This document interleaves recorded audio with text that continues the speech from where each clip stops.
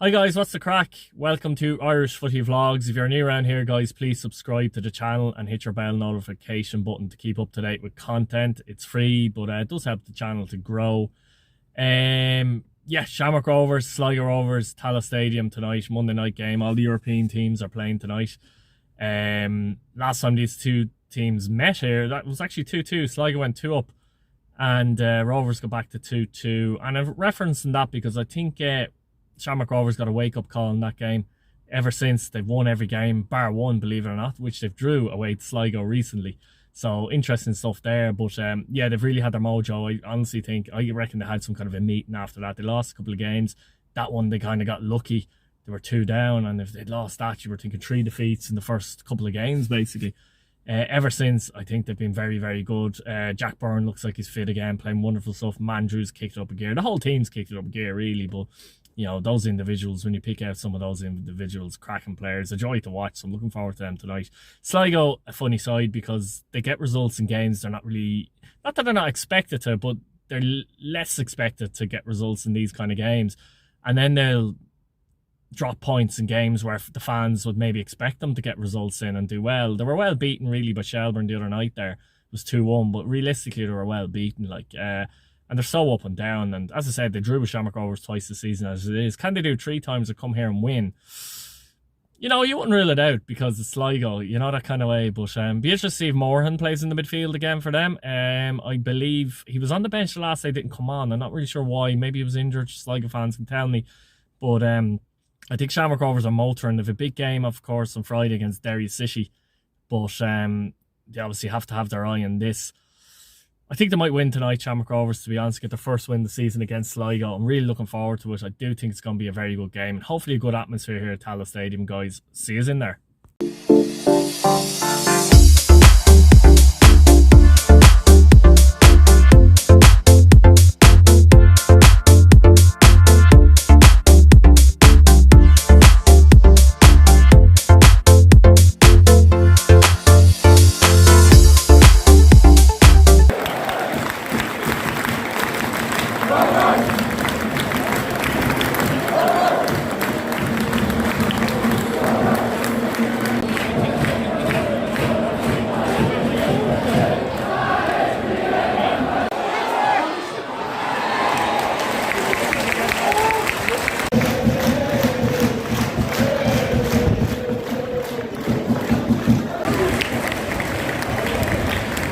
Yeah.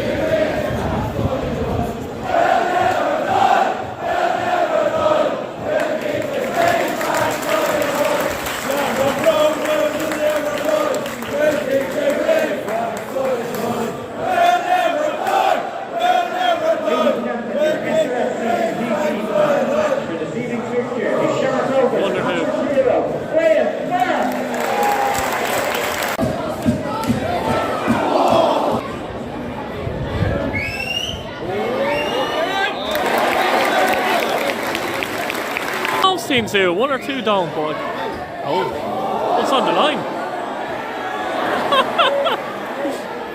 Oh,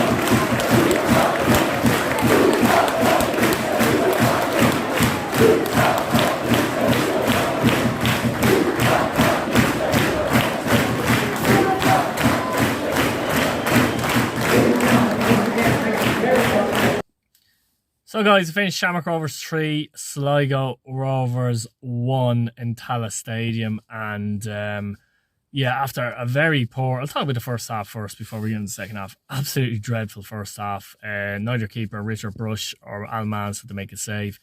Conditions were bad, I'll have to say. The wind was all over the place, very windy, and it turned into rain and wind as well. But at the same time, Sligo very comfortable in the first half. Shamrock Rovers, they made it easy for them. Their passing was very poor. A lot of misplaced passes, 3, 4, 5 yard misplaced passes going out of play. Just giving the ball away. Very unusual for Shamrock Rovers, apart from Jack Byrne actually. Maku and Green played up front. It didn't work. It didn't work at all. No, they weren't holding up the ball. They couldn't really get in behind. They weren't stretching the defence. It didn't work.